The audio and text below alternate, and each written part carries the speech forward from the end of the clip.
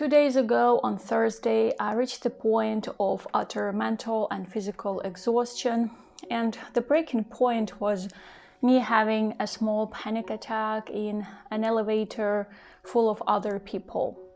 For just one tiny moment, I felt like nothing was real and that this world has ceased existing a while ago, while we are still unable to notice it.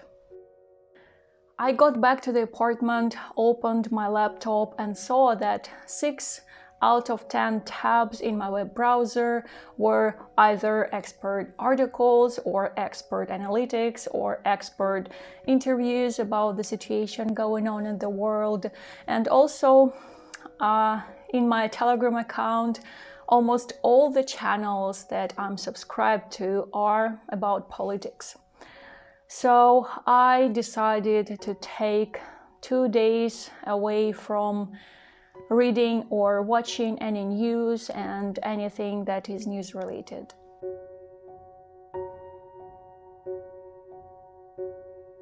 On the evening of Thursday, after I took that decision, I thought of the following. Constantly reading the news gives me an illusion of being in control of the situation, feeling the heartbeat of the world, so to say, but at the same time my heart is in pain every moment I read those news. And my cousin rightfully said, "You already have a strong opinion and a moral stance about what's going on in the world, and this position is not likely to change. So why not giving your heart a break, at least for a couple of days, a break from suffering?" I'm denying myself the right for a better future because this is what I'm told in the news, and I don't find any hope for me there, and it's very hard to bear because I'm kind of told that I don't have any chance to be happy further on.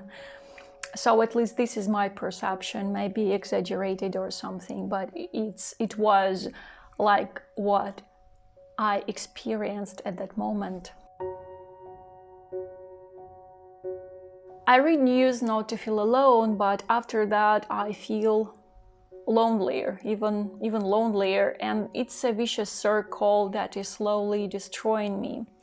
It's been almost 2 months, not almost, already, 2 months since I left my home city, and I'm in this strange in-between situation, and I don't have any close people in physical proximity, and thus mentally depending on reading news is not helping my mental stability at all.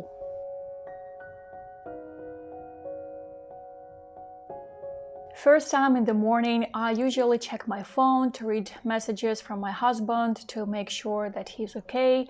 And then I usually switch to news just to find out whether I missed anything. Because I'm afraid to lose the grip of reality. But constantly living in that dark information space is nothing that has to do with reality. It's kind of surreal, or better say, subreal. And on Friday morning, for the first time since the February 24th, I didn't go to the news section. Instead, I listened to a small lecture about spirituality, and then I continued my day. I had some translation project to be busy with, and it felt really nice, and also the topic was very interesting. So it was kind of a historical article about the Catholic Church, and there were some moments that I didn't know. So that day of Friday made me think of the following. News gives only the material representation of the world, making it so seductively easy to forget about the other side that is not seen but needs to be perceived by each one of us and thus grown inside. I also noticed that as news filled me with a sense of helplessness, powerlessness, and despair, my creativity dropped and I began to hate mornings, because this is when I learned how many horrible things happened while I was trying to sleep. News now represent only the worst and make us feel, probably, just let me know in the comments whether you feel like that as well. So they make me feel like there is nothing else in the world to hold on to. News is feeding mostly our negative emotions of fear, anger, and division, and they are more powerful than positive emotions, because that sort of negativity gives us thrills, makes us feel alive and not numb. I don't know whether it's a good or a bad thing, it's up to you to decide, but in the scientific world there is such a thing as a negative bias theory. It is the notion that even when of equal intensity, things of a more negative nature, for example, unpleasant thoughts, emotions, or social interactions, harmful or traumatic events, have a greater effect on one's psychological state and processes than neutral or positive things. In the description section, I will leave a link to the full article about this negativity bias. It's very interesting and I recommend reading it. And in particular, it also says the following. Studies have shown that negative news is more likely to be perceived as truthful. Since negative information draws greater attention, it also may be seen as having greater validity. This might be why bad news seem to garner more attention. And what does excessive negativity do to us? So there's definitely something to think about, right?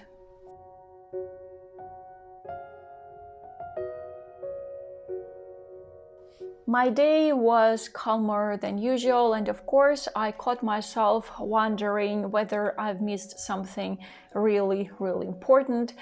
But then I thought that if I had, I would have learned about it one way or another. And on Saturday, I thought about two more aspects of reading the news. Reading the news gives rise to a new kind of fear of missing out, or FOMO. On Wired, Nick Stockton writes the following. This FOMO impulse could derive from a primitive behavioral instinct, surveillance gratification seeking, or the urge that drove our cave-dwelling ancestors to poke their heads out and check for predators. In times of perceived crisis, our brains cry out for information to help us survive. I will link the full article down in the description section. And yes, of course, it's absolutely true, but not always. Because there is a difference in being educated by lean, dry news and to be overwhelmed by extensive news coverage with biased analytics. So, of course, it's okay for some people to handle this kind of prolonged period of being immersed into news, but for many people, especially for high sensitive people or HSPs, it's absolutely impossible. We read news in order to feel something: fear, rage, patriotism, euphoria, just anything. But the more we are exposed to the news that are becoming more and more intense, our nervous system grows unable to process all that amount of news. and with their given intensity, and also we begin to crave for more stimuli. And this is when we can become even desensitized. In a nutshell, desensitization provoked by media leads to diminished feelings of concern, empathy, or sympathy towards victims of actual violence. And it's a pretty horrible perspective, don't you think? One of my favorite childhood books was a collection of fairy tales written by a Romanian writer, Marta Cosmin. And there was a tale that I want to tell you about today. This tale is about a young man named Pimen from a village of people who never felt any pain, neither physical nor emotional. Pimen asked a forest fairy to make him like all other folks, to feel pain, because alongside with suffering, he wanted to know love, happiness, and joy. It's a truly wonderful fairy tale. To wrap up my two-day experiment, I should say that of course I will read news, probably right away after filming this. But I have definitely regained some inner stability to handle this world for the next week or so, maybe, hopefully. I had better sleep. I listened to calm and nourishing music. I was actually able to listen to that type of music.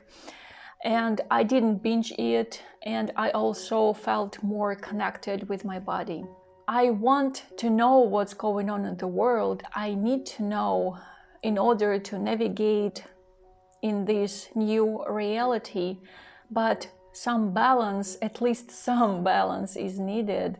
And someone might say that my dreams of this balance are a non-deserved privilege because the world is in such a turbulence and despair. And yes, maybe it's an undeserved privilege, but I don't see anything good and useful in throwing myself into that dark pot just because someone thinks that this is the place where I should be. No, because we all have the right to choose, and we can choose to teach ourselves at least a little bit of control over our own minds. This is it for today. Thank you so much for watching this video till the end, my friends. And as always, feel free to share in the comments what are your relationships with the news right now, or maybe what you think of the ideas that I voiced in this video. And for now, stay safe and keep your heart open. And I hope to see you soon. Пока-пока.